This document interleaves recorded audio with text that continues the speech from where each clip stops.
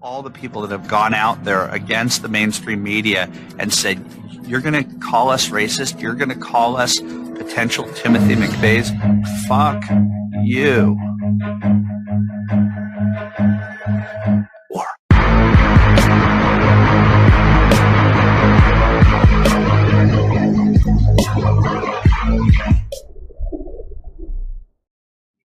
Leave it in the chat.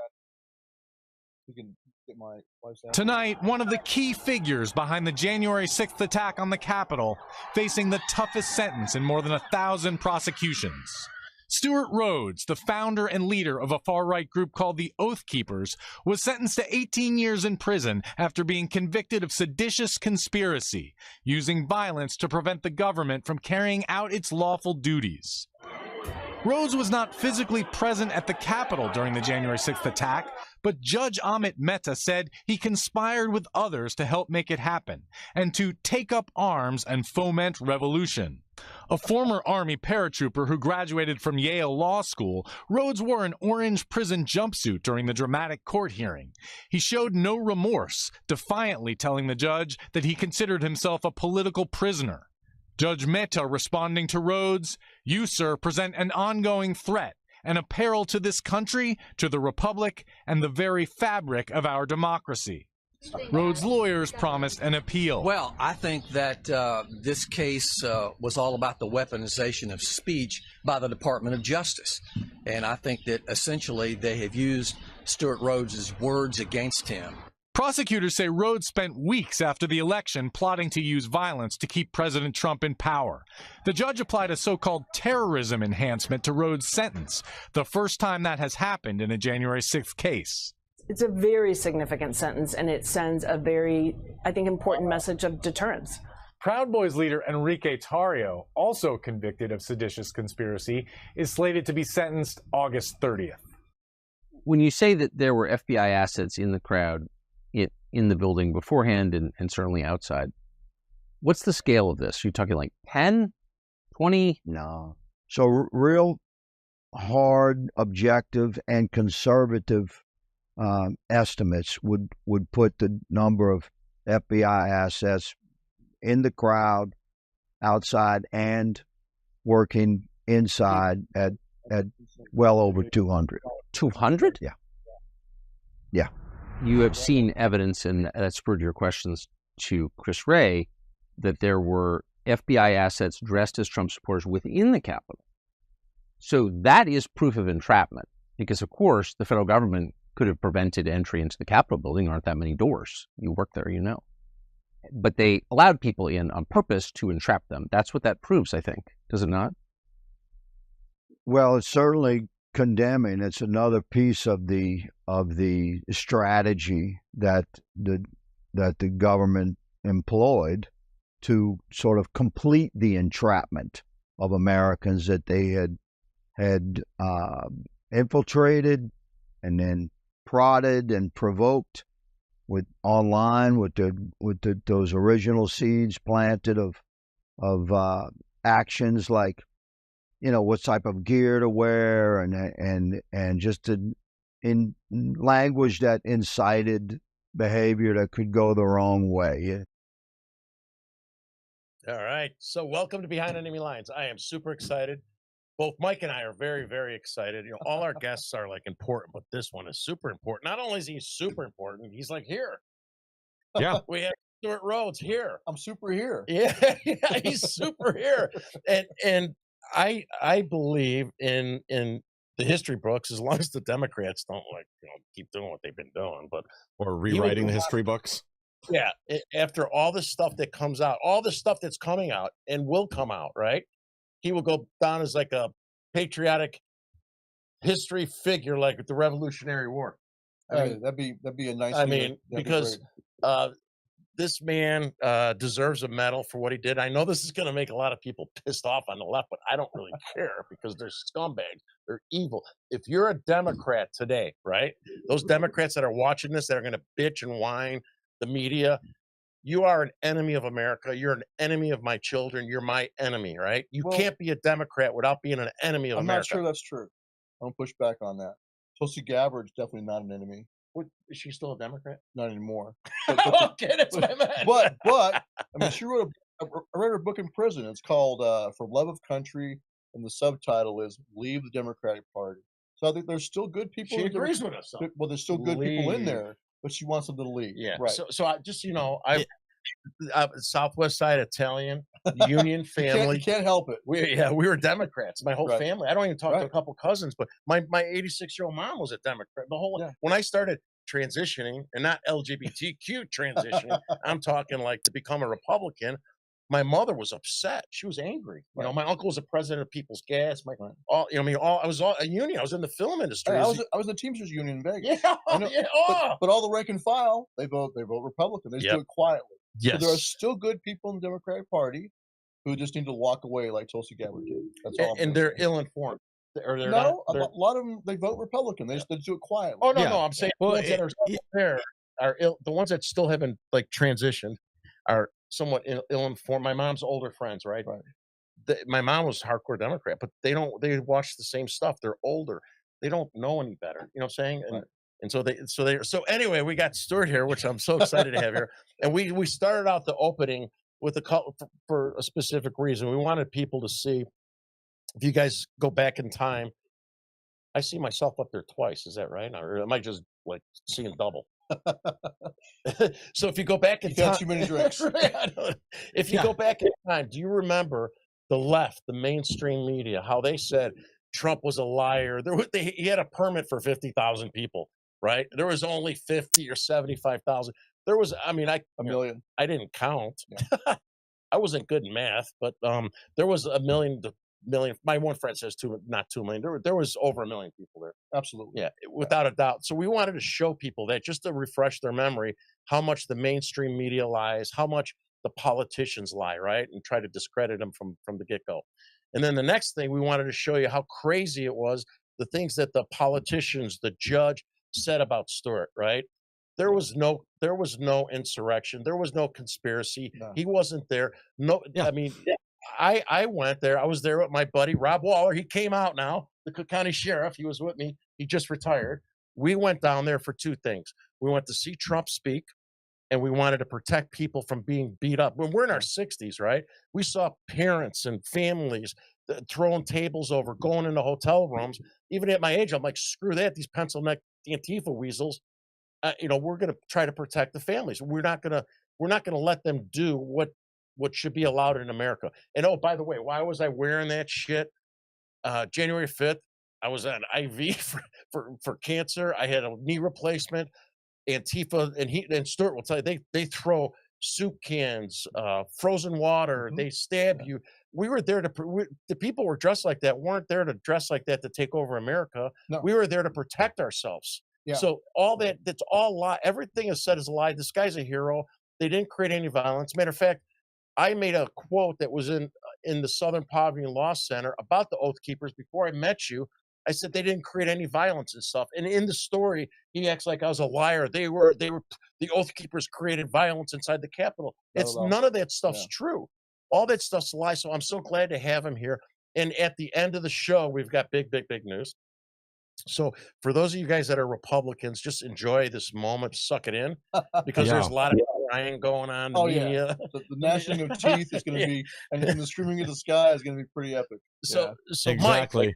Mike, if you have anything, go ahead and we'll let him. Well, I just want to tell the audience, there's a huge announcement, like you said, here at the end of the show. So we need all of you right now more than ever. Share this stream out. Share it with all your friends. Tag your liberal buddies in it. Tell them to share it out too on this special, let's call this a Domestic Terrorism Tuesday episode of Behind Enemy Lines. Anti-terrorism Tuesday. I bought this at Goodwill. For those of you who have never watched it, $1.99. My son went there, and I was like, "Wow, I didn't know that Goodwill was racist, white supremacist." So I bought it. On the way home, I spray painted it yellow. My wife was pissed.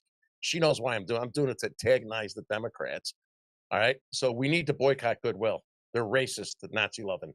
Right? What's the yellow got to do with anything, though? The Proud Boys. Oh, okay. Yeah, I mean the Proud Boys hate sign. Okay. So Stewart.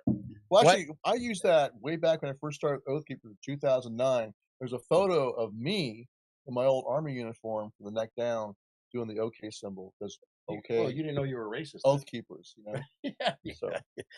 So, Stuart, why don't you? I mean, I know most everybody knows who you are, but why don't you do like a little bit elevator pitch about your background, your sure. education, everything, and then talk about who the Oath Keepers were and why Wow. you organized the things that you've done for the community as Right. well as people, and we'll go from there. Sure. Yeah. So I'm a third generation.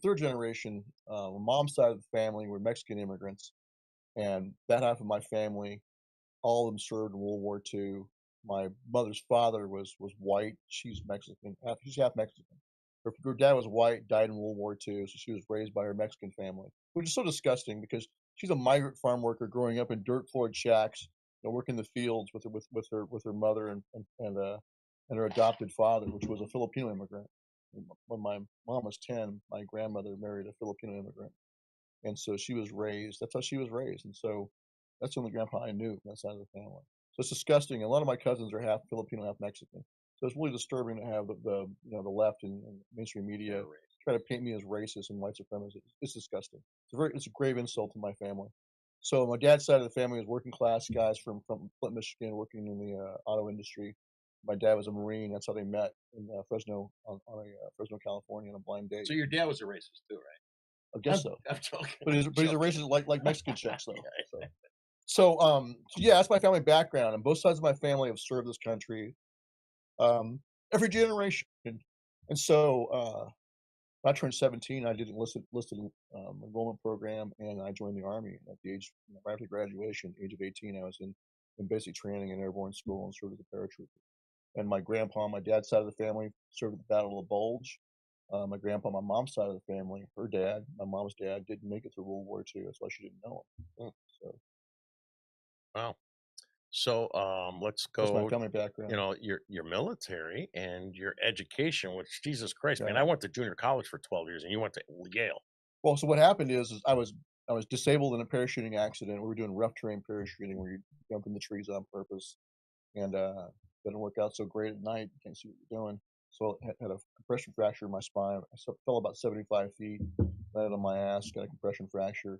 I have a fused spine and 2 steel rods. So I'm a service-connected disabled veteran, which will matter later when we talk about what was done to us, us veterans at J6.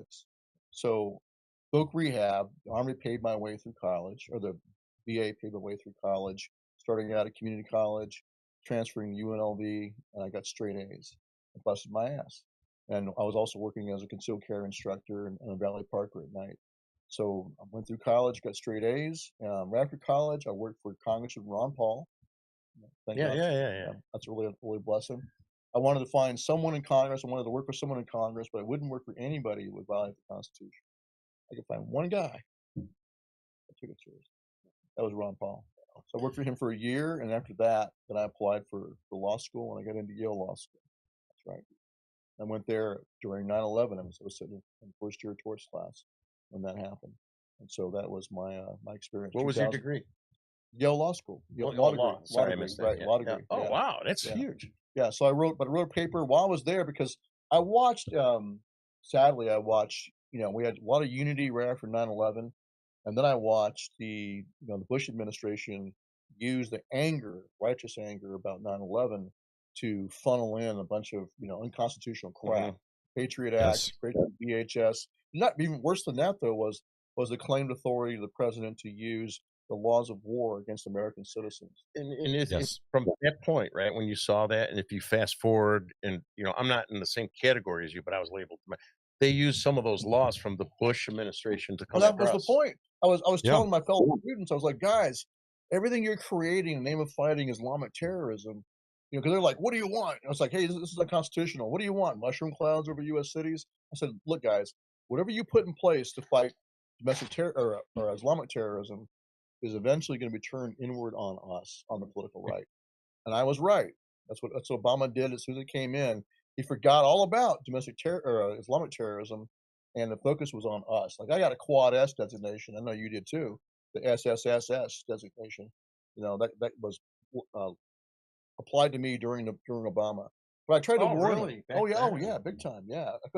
After a while, I stopped flying because the harassment was so bad it got to be the point where they would make me miss my flights. Did they start, like, you go through the Quad S at the security checkpoint, but before you board, did they pull you out of line and check you again? I couldn't check my bags. I couldn't get you had to walk them over until they called DHS to get permission. In DC. Right.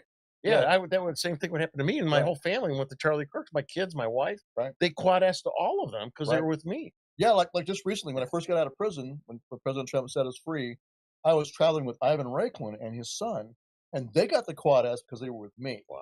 His son got 13-year-old kids getting frisked by the Gestapo. Did you what's so odd is like a month after Trump was inaugurated, I got my TSA pre-check back. Did you get yours back yet or no? No, what happened is they ended the program. I was still Quad S even after Trump got back in. Delayed. Here's what happened. When Obama was in, it got to be the point where I get harassed, at the initial checkpoint going in, but then any transfer flight, they have a mobile station set up. Yes, they do with the little with like a whole squad of guys, just for me. I went up one time. I said, "Hey, I'm sitting I'm there. the guy. I'm sitting. Yeah, they're like, oh, people are business guys. I'm like, they're here for me. I'm a terrorist. I go, I'm kidding. I walk up. I remember this black tee. I go, hey, I'm the Quad S. Sir, step back, please. Step back. I go, are you serious? Yeah. Oh, yeah. And I'm on a flight. Once I was on a flight with 2 other Oath Keepers. Oh, man. So we had like multiple, you can see multiple air marshals all around us. Yeah. You could tell. You could tell. Yeah. Right. Like Tulsi Gabbard said, you could tell them. Yeah. So, but it got to be so bad. I flew from Montana, that's where I was living back then, to a connecting flight in Seattle. They marched me all the way down, police escort, all the way down to the main gate, as though I just walked in off the street. And we go through all of it. I missed my flight. Yeah. I stopped flying. Yeah, we I missed just our, drove my across family country. did. I got done with that. I was done. So when Trump came in that first time, about a month after he got into office, it went away magically. But then when Biden came in, of course, I'm back on it. So I got released from prison. I'm back on the terror list again under Biden. So the tail end of that, during the new Trump administration, 2025, I'm still getting the Quad S until the end of the program. Wow. So it's interesting and it's crazy. And you know what really frustrates me, you got all these Democrats now talking about the king and the weaponization of law enforcement and the Department of Justice. Look what they did to him. I mean, so many people. Oh, I mean, they did it across the country. Yeah. I mean, the FBI, I didn't go in. I was there. I looked like I was ready for battle, but I wasn't. You don't go and take over the most powerful country in the world with the flagpole and a camera. It Right. just doesn't happen. You don't have to be a military expert to know that. That wasn't the intent. Right. And they weaponized the government, and now it's coming out with what's it, Mike? Operation Arctic. Arctic Frost, 274 FBI agents embedded in the crowd. They spied on Charlie Kirk, Turning Point, numerous other organizations, several members of Congress, senators. We don't even know the totality of it yet. It's 92 different conservative organizations, these Arctic Frost, to spy on them.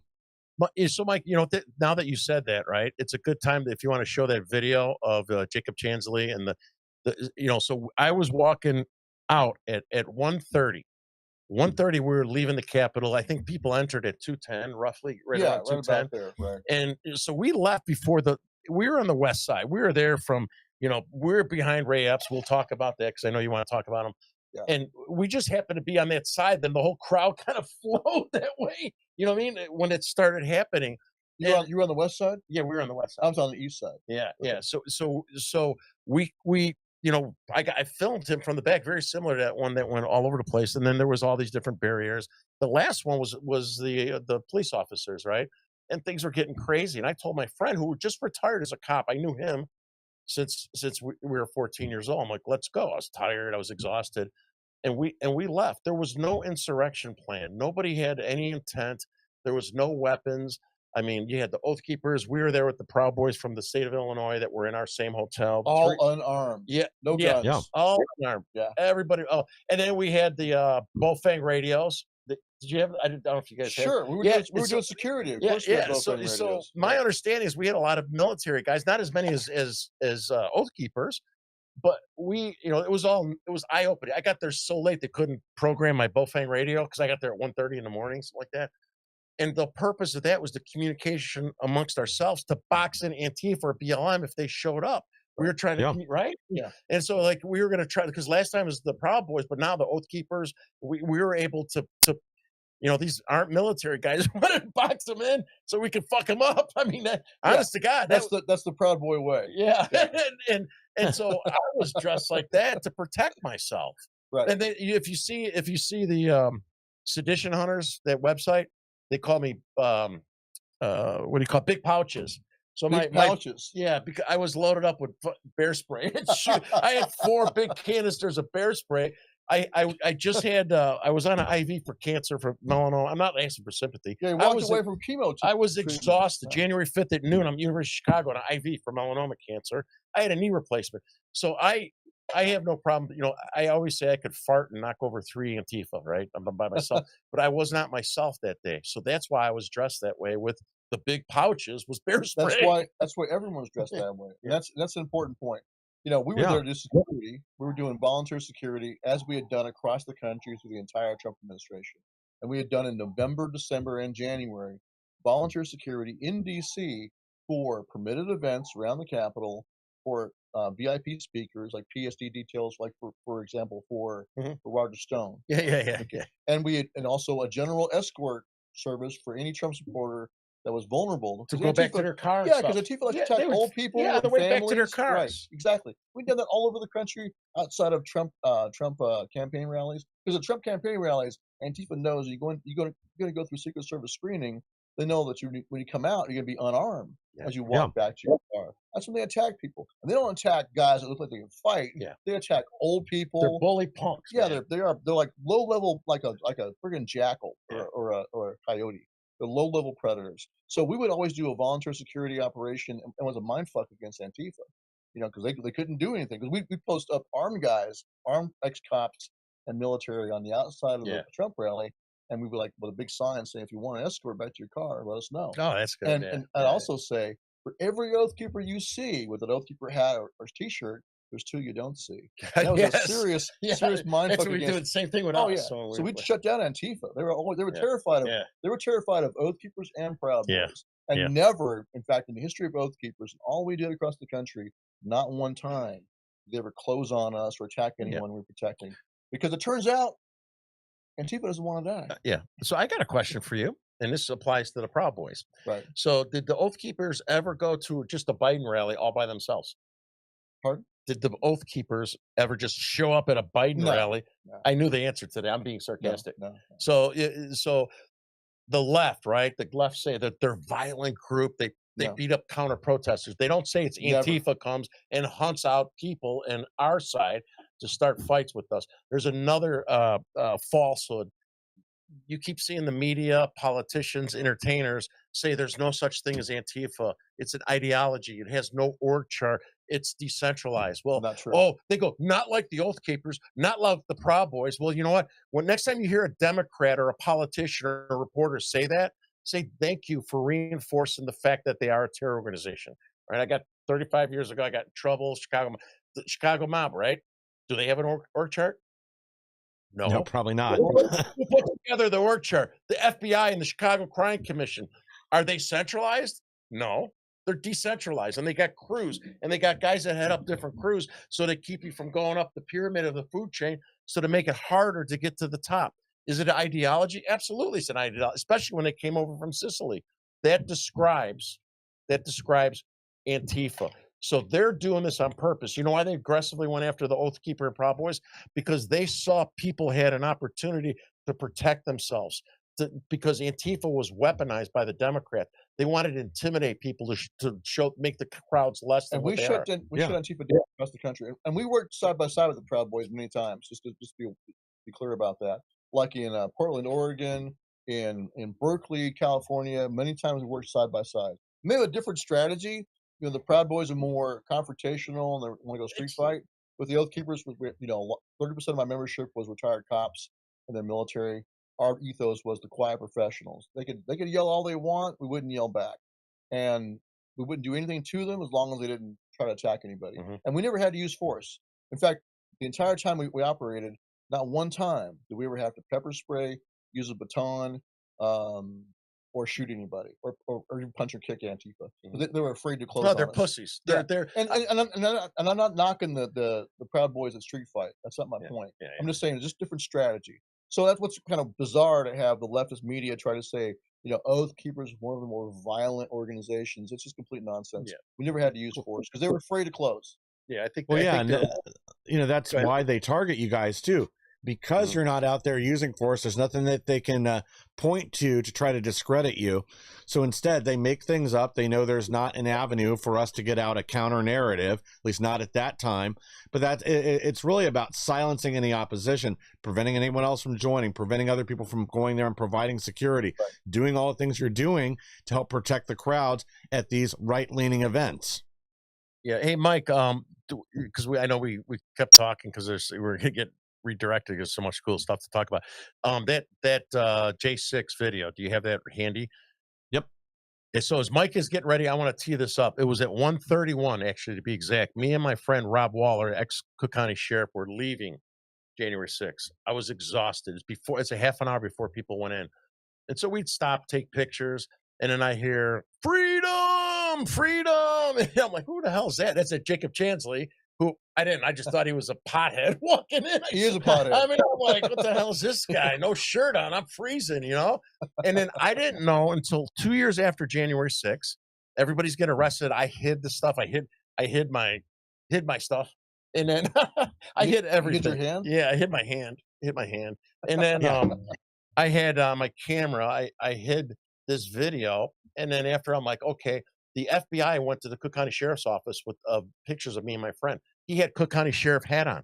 Right. Who goes to a insurrection as a sheriff with the Cook County Sheriff logo? Right. So they went and talked to my friend's boss's boss, the third week of January. And then we didn't know till April at a reunion for cops where he told my friend, he was like, yeah, the FBI came in. As soon as they found out you were retired, they left.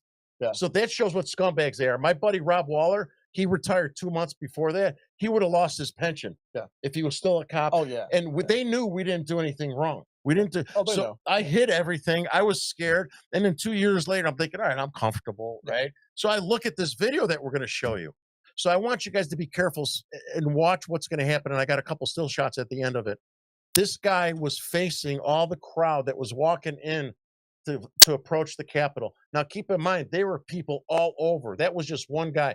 Who goes to an event by themselves and stands with a bullhorn by themselves? Who would go to January 6th by themselves? You know what I mean?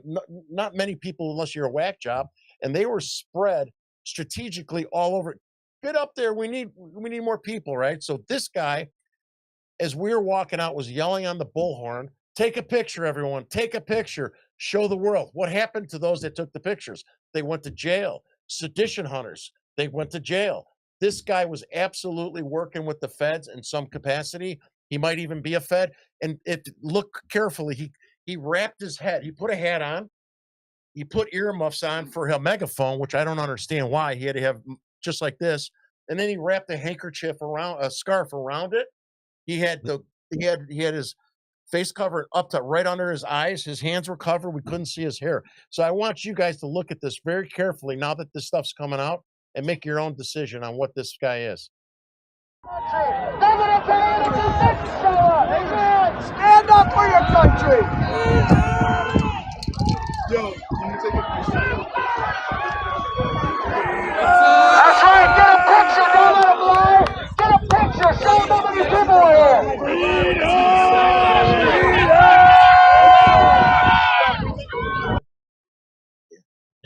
Oh, you missed the still shot, so you got the wrong one up there. So anyway, I have still shots of that guy's face, really close up ones, where he, as I described, he had a hat on, he had these on over, he wrapped a scarf bandana this way. Yeah, you couldn't see him, and he's standing by himself, yelling this into the crowd, the approaching crowd, not the crowd that's there, but as they were approaching from after seeing Donald Trump. That guy was purposely one of the agitators. This guy was asking people to take pictures. But there was another instance when we were up front before I talked to my friend Rob, let's go. He's up in front of me 20 feet. I was ready to go at the time. And there was a guy behind us kept saying, get up there. We need more troops. Go, yelling. We need more troops over and over again for 10 minutes. And I'm like looking at my friend. I'm like, come on, let's get the fuck out of here. I wanted to go. So I was already crabby. I was tired. And then some older lady was to my right, and she looked over her shoulder towards me, and told the guy, why don't you get your ass up there? And I was thinking that in my own mind, right? And I pulled my American flag mask down and smiled at her as acknowledging, like, Yeah. right? And then, you know, your people, they were everywhere. They were all over the place. Now it's coming out, there was 230 of them there. So 274. yeah, so At least. you know, I know this is going to get out because it's going to be controversial because of Stewart and his big announcement at the end of the show. And another announcement over there, another guy, he's over there on the couch warming, he's in the warm-up seat. And so hopefully, you know, some people from the government are going to see this, right? And look at this person, no different than sedition hunters. They saw pictures of us and they tied them all together. Who the hell was this guy in this mask? Why did he so carefully? I don't think he was Antifa because he seemed a little too intelligent the way he wrapped himself up. You know what I'm saying? There's a whole bunch of, I mean, one of the, Brad Geyer, a good attorney, one of the attorneys for my co-defendant, Kenny Harrelson, went through and found, you know, in the crowd, teams of military contractor-looking men who were well organized, worked together as a team, went around with an obvious mission: make sure windows got broken, make sure people got inside. Then they go to another place, open another window, and a lot of that was not allowed to be shown to the jury. The judge was very hostile to him showing all of it to the jury. He'll only let him show a little bit. And so, like Ray Epps, for example, we were not allowed to show the video of Ray Epps the night before J6 on January 5th. You know, he's on video saying, tomorrow we got to go into the Capitol. So he's on video actually doing what I was accused of doing. He's encouraging people to go into the Capitol and articulating a plan and trying to recruit people. That you think you'd be sitting next to me at trial as a co-defendant, but nope. So you couldn't show the video from the night before, but could your defense attorney bring up? No, we couldn't mention his name. We couldn't call him as a witness, which is what I wanted to do. We couldn't show the video of him on the night before or on January 6th, telling people, you know, that way, go towards the Capitol, like you said. Yeah. You know, and then whispering in the ear of Ryan Samsel before he pushed over the first bike rack there by the Peace Monument. That was also not shown to the jury. So what was his connection with Ryan? I don't know. But I know his connection with Oath Keepers. He used to be a state chapter president for Oath Keepers back in 2010 in Arizona. He's probably working at the for a year. I don't know. But I know this. He resigned in 2010 and said, I got too many obligations for my family business. And we never saw the guy again. I didn't know he was even around in D.C. until after the fact I see him on video. But the point is that they don't care about X or current. They don't give a damn about that. It would take any, you would think that the bad guys, they would take any Oath Keeper, current or former, and say, look at this. They have an Oath Keeper on video articulating the plan. And he'd be sitting right next to me at trial. That's a good thing. Yes. But no, he's disappeared from our trial. And when the J6 Select Committee showed Ryan Samsel pushing over the first bike rack, you know, along with the other guys, and right before that, you got Ray Epps whispering in Ryan Samsel's ear, that was cut out. They never showed Ray Epps doing that. They just showed only Ryan Samsel. So across the board, in the media, J6 Select Committee, and in our prosecutions, Ray Epps was protected and disappeared. He didn't exist. So when we're downstairs later, I'm going to show you because it's been so long I forgot. So January. So remember I said I was behind Ray Epps with my friend. Ask me if you think Ray Epps is a Fed. Yeah, he's a Fed. Is he a Fed? I think so. All right. So I'm going to show you downstairs, right? Because we don't have time, Mike, to show this. I forgot to send it to you because I didn't think we're going to get down this path. January 11th. I sent Ben Bradley, you liberal piece of shit from WGN Investigative Reporting. He's in Chicago, and he did a couple stories on. I caught up Con Man and stuff. Right. I sent him Ray Epps' picture. I got it in here, so it's easy for people to say after the fact. Yeah. I sent it on January 11th. I said, this guy's up to no good. I was behind him. I don't know if he's Antifa or someone else or a plant. He doesn't look like Antifa. Ben Bradley from WGN is a liberal, was telling me I was full of shit. There's all Trump supporters. So I knew standing behind there, just as I'm sitting in the car, a long drive home, you know, like I save certain videos. Right. I sent it to him. I knew he's he looked suspicious back then. Yes. Yeah. And so I'm as somebody that was standing behind him, I saw this guy. I saw his behavior before any of this came out. And I'm, you know, we'll show another time. I'll show it to Stewart downstairs. But absolutely 100% that guy was working with the feds. He was a provocateur. Yeah, he wasn't an Antifa. No. No. He's not Antifa, but I mean, like I said, why would they protect him and try to hide him from the public? Why was he not charged? He was not charged until we complained so much hit him with a slap on the wrist misdemeanor to try to say, "Oh, look, we charged him." You Yeah. got no jail time at all. Yeah. That tells you a lot. So, January 6th again. Why don't you tell everybody about the Oath Keepers and quote the violence? I'm being sarcastic. There was no violence. No Right? violence. The violence that they said, it's a lie. I remember they went through in a line and stuff, right? Everybody saw that. Well, here's the thing: we were there to do security, as we had done in November and December. We had done security for permitted events around the Capitol. There were at least 6 or 7 permitted events all the way around the Capitol on January 6th. We were there to protect 2 of them. One, Latinos for Trump, about a block north of the Capitol, next to the Senate building in a park, Area 7. And I spoke that morning at Latinos for Trump rally. I was a member of Latinos for You Trump. speak Spanish? No, I don't, but I'm still part I'm Mexican. kidding, I'm My kidding. mother wouldn't teach us Spanish because she wanted us to I assimilate. only know the Italian swear words. But go So, ahead. so we were there for Latinos for Trump. We were there volunteer security and also for Ali Alexander's Stop the Steal rally right outside the east side doors in the Capitol grounds. Permitted event. And so my guys were escorting Ali Alexander's people from the Ellipse rally. They were in the VIP section, walking them all the way to the Capitol for their pre-planned event where Marjorie Taylor Greene was going to speak. Josh Hawley was going to speak. Other members, Louis Gohmert, members of Congress were going to speak there that day. And Roger Stone was a scheduled keynote speaker. And so I had a security detail on Roger Stone, and I had a detail on Al Alexander and all of his people that were going to speak there. That's why we were there. And that's why my guys marched to the Capitol, escorting the speakers for Ali Alexander's event to the Capitol for their planned event. By the time they got there, no one was doing that. They were up on the steps, singing songs. Their protectees ran up the steps like everybody else. So they followed their protectees up the steps. That's why they were there. It wasn't a military assault team formation. How else do you walk up? How do you walk 10 guys up steps? Yes. Do you do it abreast, trying to push the crowd, or you walk in a line? Right. So they walked up the steps in a line, and of course the media seized on that. Here are the Oath Keepers in they called it what do they call it? A military formation. Formation or whatever. So this is complete garbage. And then the east side doors were open. It was 20 minutes after others had entered the Capitol, as it turns out. The doors opened mysteriously from the inside. No one to this day knows who opened the doors. Those people were never identified or charged, of course. And we have it on video. Somebody ordering the other guy to unlock the magnetic doors. Right. But has that guy been charged? No, of course not. Yeah. Because he's probably a fucking fed, pardon my language. So the doors opened 20 minutes after, so they didn't lead anything. It was 20 minutes after others had entered the Capitol. And they didn't breach the doors. They were accused of breaching the east side doors. They didn't have a battering ram. They didn't blow them up or anything. The doors opened from the inside, and they just wandered through like everybody else. But they're like pushed in by the mass of the crowd. They get inside, and the first thing they do is incredibly dangerous and seditious.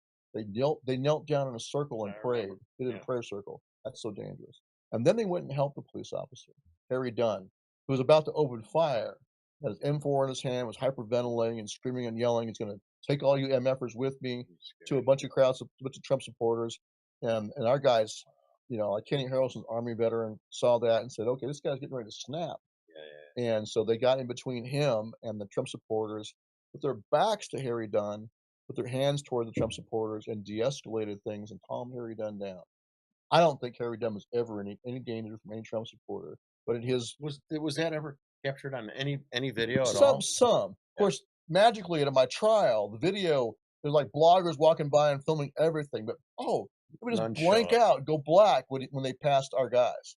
They were never shown to the jury. But it turns out Harry Dunn, in his first interview with the FBI, admitted the Oath Keepers helped him that day. He said, "Yeah, I let the Oath Keepers help me." You guys hear that? I let the Oath Keepers help me. He let you. Yeah. Yeah. But he acknowledged they helped him. Yeah. I let the Oath Keepers help me keep some Trump supporters from coming down the staircase I was guarding.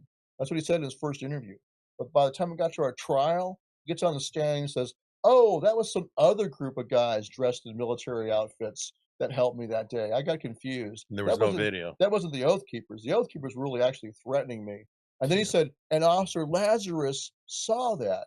And Lazarus is a special agent for the Capitol Police who works on Nancy Pelosi's security detail. Figures. So he gets up there and says, "Yes, I was with Harry Dunn that day, and the Oath Keepers were not helpful at all. They're lying about that. They were actually threatening him." They both say they were together, and both saying that we were not helping them, we were threatening them. That's a lie, because Steve Baker later on, the guy from Blaze Media, found video of Officer Lazarus in the tunnels under the Senate at that moment. You can't be in two places at one time. So he wasn't where he said he was. Both of them were lying on the stand. They've both been caught lying on the stand. And what I want to know is, why aren't they being charged for perjury by Pam Bondi's DOJ? They've been caught red-handed committing perjury. Yes. So I'm not seeing. It seems like they're making movements slowly. I don't buy it, brother. Very slowly. Sorry, so, man. Yeah, I'm sorry. Yeah. I'm not going to bear for Pam Bondi. Nope. Yeah. Nope. I think Pam Bondi is full bar in a wig and high heels. That's what I think. Pretty much. I mean, you guys realize the clock runs out on all these deep state charges in 3 more months. You know, I'm sick of these little. It'll be 5 years. Unless they call it a seditious conspiracy, which I don't think Pam Bondi has the balls to do. Yeah. Well, she has the balls to do that, but she won't do it. Yeah, well, regardless, though, I'm sick and tired of this. The clock's running out. We voted for justice. This isn't about revenge or anything else. I want to see some. You realize they're sitting on it's either 18 or 19 referrals from Congress right now, just for all these people around Biden, around Obama, that lied under oath to Congress. Those aren't even the serious charges, and they won't move on them. I mean, we've got to see some action from her, like now, or nothing's going to happen, and then they're just going to do it again because they never learned a lesson. Oh, it's going to be 10 times worse. Yeah. That's right. Bingo. So we're not seeing movement in the DOJ. We're not seeing movement in the FBI. They only fired those FBI agents that were recently identified as working on the spying of congressmen. Apparently, Dash Patel and Bongino don't give a flying F about all the ones, 5,000 FBI agents that went after us and our families and our friends and against abortion protesters and people that don't like, boys in locker rooms. Yeah. They went after all of them. All those agents are still on the job. They only get fired when it's disclosed that they were spying on congressmen. Yeah, don't you find it ironic that the left is really whining and complaining that with Tom Holman and these millions and millions of illegals and criminals and Trent Largua members that were let into our country, some of the FBI, certain percentage, and I don't remember the number, has been diverted to help them. They're like, oh no, drugs are coming in. Did you see that recently? No. Oh yeah, they're complaining. The FBI has lost their focus because of this. But they had no qualms with FBI agents showing up at my house, at 60 years old. I didn't do anything wrong, or all these other people. Oh yeah. That what I mean? It's weird to see leftists who in the past were all about, exposing the FBI for COINTELPRO, the persecution of civil rights people, the murder of, what was his name, the Black Panther guy? Fred Hampton, yeah. I mean, the murder of Fred Hampton, they murdered him in his bed, straight up killed him because he was a threat because he started the Rainbow Coalition. That's what they really worried about. They were cool with the Black Panthers being radical black activists. They didn't like it when they started talking to poor whites and Hispanics and Asians, trying to bring them all together. That was a threat. Unity is a threat. So they killed him in his bed. So the left used to be against the FBI because of all of that. But now they're like FBI cheerleaders and and then cucks. They just love the FBI. Yeah. They just get on their knees and worship the FBI. So tell us, as we're working through the story here, tell us. Everybody, I think, from the Oath Keepers got arrested. That was at January 6th, right? Tell us a little bit about your. We had about 100 people there all together, but not everyone was at the Capitol. So the ones that went. But you weren't at the Capitol, were you? I was there on the outside, trying to find my security detail that I knew was coming from the Ellipse. But you were close enough. I was outside, but didn't go inside. Yeah. That's why it took them a year to charge me, because they had to go cook up false testimony. I had a couple of guys that were scared by we were all threatened with life in prison. And, the ones that had been arrested were being held in life, held in solitary confinement. And so that was how they coerced a couple of guys to roll over and take a deal and dishonor themselves. Yeah. And then sign a false confession that they were involved in a seditious conspiracy. Yeah, they coerced them. And false testimony. They signed a statement that said Stewart Rhodes plans since November of 2020 to attack the Capitol. So that's when they arrested me, like January 13th, 2022. So a whole year. So I'm out for an entire year, right? Yeah. I didn't blow any buildings up, didn't attack anybody. But yet I was deemed so dangerous. My only priors were speeding tickets, but yet I was so dangerous because of the charges that they held me in solitary confinement from the day of my arrest. all the way Tell through. us about you the day of your arrest and how they arrested you with who and what. Oh yeah, so they Yeah. showed up, at rifle point, FBI agents and whoever else was with them. But marching outside, I was staying at the home of a good friend in Dallas, Texas, and they marched me and him out the front door with their hands up under rifle point, just like everybody else. And the media was, of course, Any helicopters? oh sure, they were trying to. The media screwed up. Yeah. They didn't get there in time. They were planning on being there to film Like it all. Roger Stone. That's right. They wanted the perp walk, but they didn't get it because they got there too late. So, but I was, at gunpoint, held at rifle point, cuffed and put in the back of back of a FBI agent's car. And while I'm sitting there, these two Poindexter looking like accountants come walking up. I'm like, who are these clowns? And it turns out the two IRS guys. Oh, Just so you know, FBI used to love to hire accountants. Just so you know, they really did. From no, college. but these guys look like But weenie no, I'm accountants. just saying. I knew that when I was younger. FBI, because the way they think and their brain thinks to kind of go through the books. Unrelated, but I just knew this since I was like thinking about. No, the FBI agent that arrested me is the same one that had taken my phone, or no, had given my phone. How back. did he treat you too? Was he a dick or was he? No, they were polite, but he's an asshole. He let them stand against me. Yeah. But here I'm sitting in the back of the car, cuffed in the FBI agent's car. And these two Poindexter looking dudes walk up. They're like, "Hey, we're from the IRS. Just so you know, you're being investigated for tax evasion. Also, it's like, okay, Oh, like Al Capone. right? Yeah. Oh, yeah. So then from that moment on, that day on, I was solitary confinement. So tell people what it's like. Presumption to of be innocence is gone in this country. Tell people what it's like to be so I got I got in trouble. I was in the hole for a while. Each minute is like between you live from breakfast, lunch to dinner. Tell everybody how torturous and the Democrats before this all happened wanted to stop anyone from going into the hole. Remember that? Right. So tell them how bad that is. Around the world, Mentally. around the world, anytime an American citizen is held in solitary confinement for an extended period of time, like more than 3 weeks, anywhere in the world, like in Japan, for example, or Norway, they will complain. The State Department will complain against that government, calling it torture.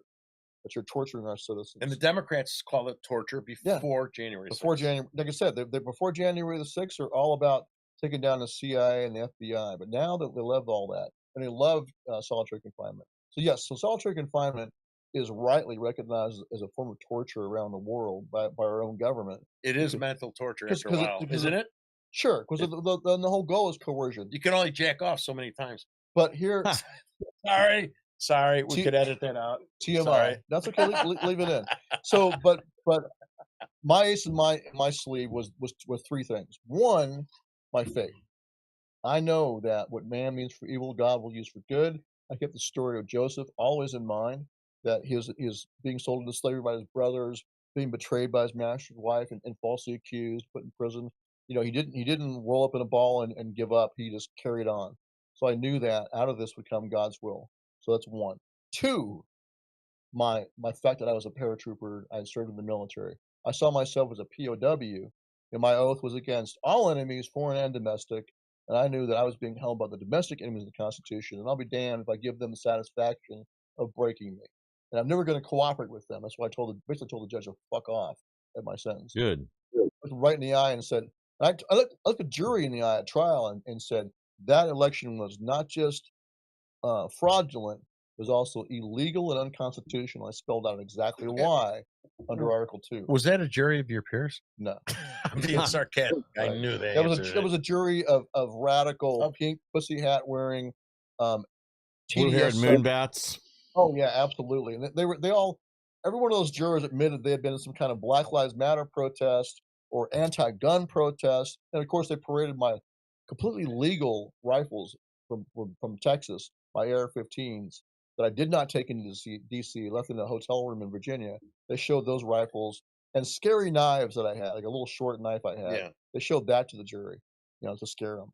So, but point is that they wanted to coerce us into confessing to something we did not do, and they wanted me in particular to turn on President Trump.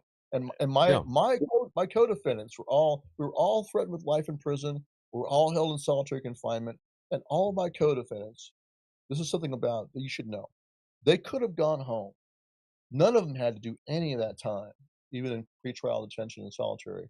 All they had to do was roll over and say, "Yes, I did this. I was part of a plot, and Stewart Rhodes told me to go in the building." So I want to say that those are men of honor. Yes, they are. All Big of time. men and women of honor, both, all of them. Yeah. So Stuart, and they wanted me to turn on President Trump. Yeah, but over my dead body, I'm yeah. not going to do it. So of your circle of friends, I lost my train of thought there. Oh my God. We do have only about 10 minutes left. I know we got a couple announcements to make still. Okay, let's do it.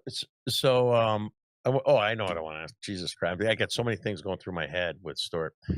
Tell us about the minute, the time you found out you're being released, and what it felt like to you, and then when you walked out, because I saw you at the inauguration. But tell us about like when you heard. You saw me outside the DC jail. You mean? Yeah.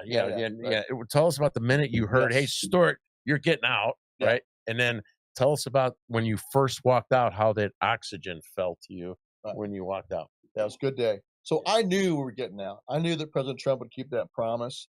Everyone in the prison knew it. And just so you know, like I have this tattoo of President Trump right here in my arm. I got that with his fist in the air, and it says "fight." I got that when he got shot in Butler, because that's the day, I knew, one, God had given him grace, God had saved his life, and two, he reacted like a stud. He reacted like a warrior. He's like a wartime hero. And all the men in my unit, black, white, Hispanic, they're like, damn, Trump's a legit OG, because he reacted like a fucking stud under gunfire. You got to go back to Washington, Teddy Roosevelt, or Andrew Jackson for that kind of courage and calm under fire. You really do. So that was a moment. You can't fake that. So that's when I knew that he had God's favor, and I knew we were saved. Our country was saved. Yeah. So it wasn't a surprise to me he won the election, and that's when he won the election, because he won the working man vote across the country. That's when Tulsi Gabbard came over, Joe Rogan, Robert Kennedy Jr., because they said, look, this guy's legit. So that was his high water mark during that election. So the day of inauguration, after he won, we were watching it on TV, and then we got locked down because someone got stabbed. It's just what happens. So which prison were you in? I was in Cumberland. It's a medium in Maryland. Yeah. So, and that's supposed to put they didn't send you to Lewisburg, did they? For a little while. That was great. Oh, Lewisburg's fun. It was back in the 90s. I love Lewisburg. Really? We got to go outside in a nice yard. Really? After being in solitary confinement for over a year, Lewisburg was heaven. Tell about the oxygen. You smell it after you get out of the hole. Oh, it's great. Yeah, I was in the hole. I was in solitary for over a year. It's fucked up, man. It is without my face under an open sky or my feet on the grass. So when I went to Lewisburg, I was there with other J6 awesome guys like Bees, Ramey, the cowboy guy, Lego Man. Robert Morris. I love him. Lego Man. I owe you an email. DJ, the Mexican guy from California, the one that did the stun gun against Ferrone. Good. Yeah, good. He's an embarrassment to Italians, but keep on there. Awesome. Oh, he is. Yeah. So it was awesome being with my brothers. We all sang the national anthem at night. It was great because it kept me isolated from all the other Oath Keepers for over a year. They want us together. So it was awesome to be in fellowship with my fellow guys. And Kenny Harrelson and Kelly Meggs came there too. So for the first time, this is after our conviction, we were together in fellowship. It was awesome. So, but in Cumberland, it took me to a medium, even though I only had like camp points. I had no priors, except speeding tickets. But they didn't. But they gave me a management variable, so they put me in the medium. Yeah. So we're in there locked down because someone got stabbed. But I could still listen. We had our TV station. The white boy TV was turned to Fox News. It's all segregated. Yeah, black and white. That's how it goes. It's just the way it is. Yeah. I got along with everybody though. Yeah. I was a GED tutor, an adult reading tutor, and I was also a suicide watch companion. Really? That's how I know Jeffrey Epstein did not fucking kill himself. Oh, absolutely. Especially in MCC Correction. I was down in Chicago. It's the same thing. And then he was on Suicide Watch. Yeah. No way. You were on Suicide Watch? I would sit and watch a dude through the plexiglass for 4 friggin' hours until the next guy's shift. It's bullshit. So anyway, I did my time in Cumberland with honor, I believe, as a Christian man and a patriot. And all the inmates respected me. I had no problem at all with anybody, and all the guards too. They were like, "Hey man, we know you're a legit political prisoner." That's what SIS said, the guys in charge of internal security for the cops. Yeah. So the day of we're listening to the radio, me and my roommate, my cellmate, listening to the radio, and we hear Trump signing the pardons and all that. So I said, I'm going home, brother. So it was, and then like 9:30, 11:30 at night, knock on my cell door. I couldn't sleep that night. Oh no, I was wide awake. So 11:30 at night, knock comes on the door. They're like, pack your shit, you're out of here. Oh my God. So I just, you're grin, stuff my duffel bag full of all my crap, and off I went. So tell the people when you first stepped foot out of what it felt like to breathe It air. was fantastic. Yeah. What was the first thing you ate? What was it? Do you remember the first thing you ate when you got out? Well, not the very first thing I ate, but not too long after that. It was pretty good. You nasty bastard. The first thing I ate was fried chicken. There you go. I love fried chicken. That's my next favorite food. I had hamburger. I had a hamburger and a milkshake. You had a sausage. You know you did. Yeah. It was in there. They forced me. sausage. Yeah, it was. So all right. So I know we've been waiting. So no, it was fantastic, and we went straight to just to back to being serious. I was picked up by Jim Baker, who worked for Condemned USA, which helped us when I was in, and I worked for them after I got out as a keynote speaker. But them also, and Mel Hawley, my co-author for my book that's coming up on Oath Keepers. But they picked me up that night, and then we found out, listened to the phone, our guys are still being held in D.C. jail against their will. Yeah. And so we went straight down there and started That's where I protesting. met That's you where I saw you. outside Yeah, on the that's front. right. Yeah, Yeah, we that's why saw we her were out there. front. Yeah, we absolutely. interview. I'll put that up on the. So what's funny is that me and Ivan Raikland teamed up, because Ivan was right there too. We teamed up and went into Congress. That 2 days later, Wednesday, we're in Congress talking to the attorneys, or the attorneys, the congressman for Jeremy Brown's district in Florida. Because Jeremy Brown, Oath Keeper Special Forces, was still being held in prison. They're trying to say that his charges were not J6 related. Yes, they were. Total bullshit. So we went in there and talked to his congressman, Gus Bilirakis. We went down to the cafeteria to have lunch, and then the media saw us. We got mobbed by the leftist media. So we held court for like 2 hours, laying the law down about how J6 was bullshit. The election of 2020 was stolen. We just held court. Judge Mehta saw that and flipped out. That Friday, he issued an order that myself and my co-defendants were banned from Washington, D.C. without his express permission. Is it gone now? Oh, it's gone. Because I saw you there. Because Ed Martin, on that following Monday, Ed Martin filed a motion dressing the judge down, saying you have no authority to do this. You're trampling on the First Amendment rights. And Judge Mehta backed off. Tell him to go back to call centers. He did, and he backed off. And not only did he back off on that crappy order, he released us from any supervised release. I was supposed to do 18 months supervised release in California, where my cousin lives. I've been restricted from using the internet, all kinds of bullshit. But he released that. So that's great. Yeah. That's great. So before we do his last statement, I know everybody's been waiting for him. I just want to have Stewart give credit to when he was going through all these tough times, the politicians, those who stood by his side, those who defended him, had the courage. Very few. And you got to remember, Clay Higgins is one of them. Yeah, that's what I'm saying. So, but at that time, you guys got to do a flashback, right? That was a difficult time for anybody, right? And only for pussies. The people that stood by Stewart, we want to make sure we acknowledge them right now. So I want to ask him that, and then he's going to have his announcement. So why don't you address that first, and I'm going to ask you a question. Yeah. So Sidney Powell paid for my attorneys. I want to give props to Sidney Powell. So she used to be retired. She's a retired federal prosecutor who wrote the book License to Lie.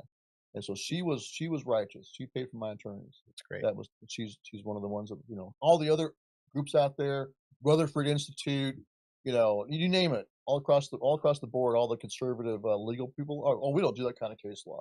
We don't do that kind of cases. They wouldn't refuse to help us. Or we're too busy. So yeah. So thank God for Sidney Powell. She paid for my attorneys.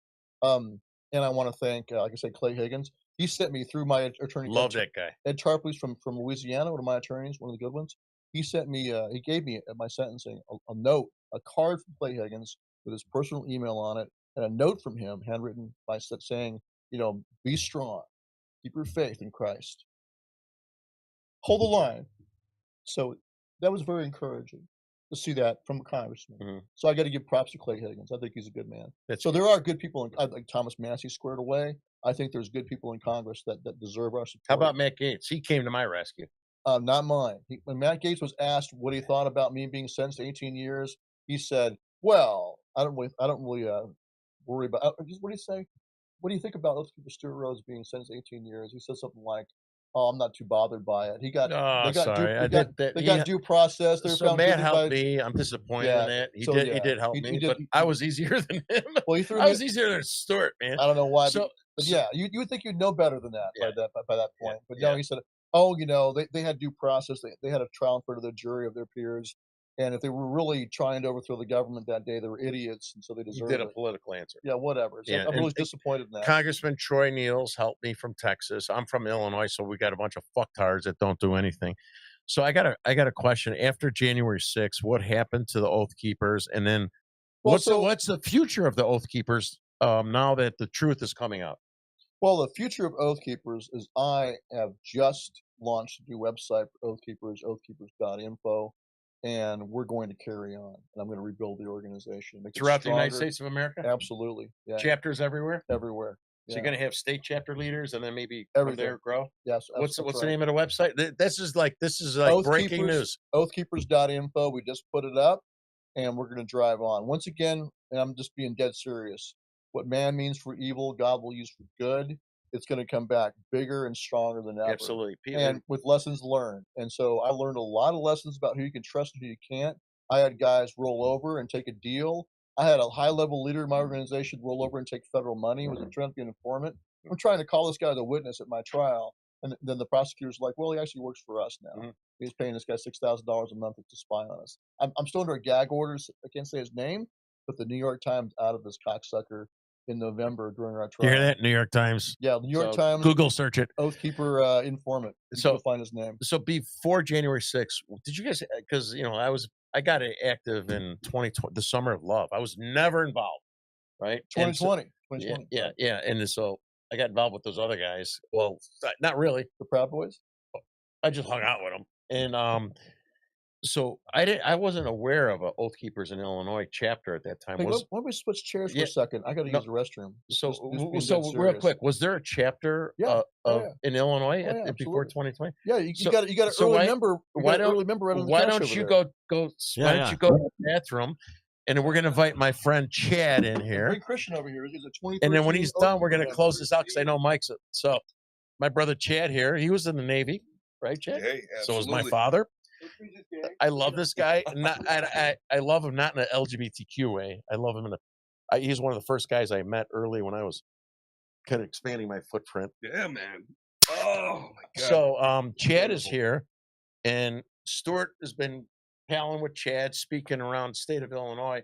Chad has an announcement that he wants to make in behalf of Stewart and his announcement that Stewart just made. So I'm going to hand it off to you, Chad.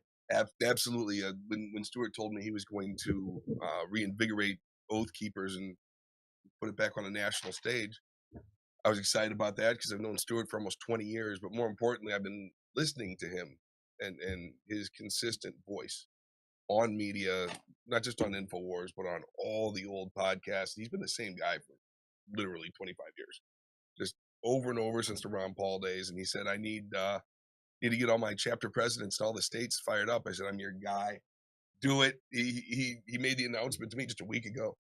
And I said, I've always admired his work and what Oath Keepers can do with a bunch of trained men who are disciplined and unified around a coherent Love a message, country. which is really just the Constitution. Like Stewart always goes back to the Constitution. You can never go wrong if you bring it there. He's a libertarian. A lot of Republicans don't even hold Stewart close because he's too much of a libertarian for them. Yeah. Because it's all about, what George Bush called. So that. are you. And I am and he's too. like- I am too. He's like educating me on the process. So I was ex-Democrat, Republican. I'm a Republican as the lesser two evils, but Yeah. Chad has enlightened me on lots of things.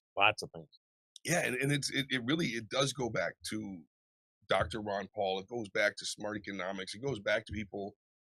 You'll find the smartest people that you come across in the conservative movement, if they've been in for any amount of time, they'll tend to be libertarians because it's really kind of the most decent. I'll leave you alone, you leave me alone. Nothing could be more American. right. Nothing could be more American. And I love this whole movement coming back because one thing we can agree on the right, on the left, libertarians, crazy socialists even can almost always agree on the Constitution. And George Bush called it a goddamn piece of paper, but it's my goddamn piece of paper, and that's what I'll stick with. So I got a question. So the website, once it's launched, right? It's not launched yet, right? It's gonna be. The website's up. Oh, the, it's the, up. the URL he gave is up. It's Oh, very so stripped down. we're but the first show to announce. You're the it's up. first show to announce the new Hey. website. All right, so Nice. the website's up. So people go. What's the website again? Website is Oathkeepers.info, right? There it is. So if people go there, how, like, from the different states and different chapters to the United States, is it developed enough to go to like Illinois, New York? Not yet. Right Right. now, it's So- informational. It's very simple, but that's coming. So this is awesome. So those of you who are interested in Illinois and you want to get connected with Chad, just reach out to me on X or whatever way. And then Stewart's back. Here's the man. I'm gonna hand him back the headphones so you guys can sign off. Okay, come on over. Yeah, Come on over. reach out to me as we close this out here. Come on over here, roll over here. And then I'll connect you with Chad. So like tonight, I got friends that are in my basement right now. So the first unofficial That's where he keeps them. chapter meeting. Well, it's a nice day. Yeah, It's a chained to the water- radiator. So the first unofficial chapter meeting of the state of Illinois for Oath Keepers is tonight. There's like 4 ex-military guys down there waiting to meet with him, and they're getting together. I wasn't in the military. I wasn't a cop. I was chasing. You're honorary, man. You're honorary. Yeah. So I'm not part of the Oath Keepers. I would love to be, but I'm not. I respect them. We'll make you an associate member. Yeah, I respect those guys. So the media's like, oh, yeah, no, I'm not with the Oath Keepers. I respect them. No, I'm with them. I'm not I didn't. He's with us in the same way. I wasn't a cop, and I wasn't a cop, or I wasn't in the military. Unfortunately, my only service to country is now fighting for us. So, these there's guys waiting for them downstairs right now from the state of Illinois. So anyone from the state of Illinois that wants to get connected with Chad, you reach out to me. Nationally, Stewart, what's your website again? Oathkeepers.info, and we'll make a Illinois Oathkeeper email for you pretty quick here. All right. It'll be up by tomorrow. So Awesome. thank you very much. I'm honored to have these guys here today. And so hold on, I just want to put this right here. One more time for the camera. Yeah, here, and I hope the Democrats that are watching this, the mainstream media, fuck you. That's right. All right, Mike, you want to close it out? Yeah, guys, the Oath Keepers are back. Again, make sure you guys like, share, and subscribe. We need to get this out to as many people as possible. Stewart, and Chad, I'm going to thank you guys for joining us. Thank you again for bringing the Oath Keepers back. I think it's something this country desperately needs right now, is real direction once again. Please like, share, and subscribe. Help us to grow so we can bring more people the news the mainstream media doesn't want you to hear. And we're going to be back on Thursday with even more. Thanks again, guys. Bye. Thanks.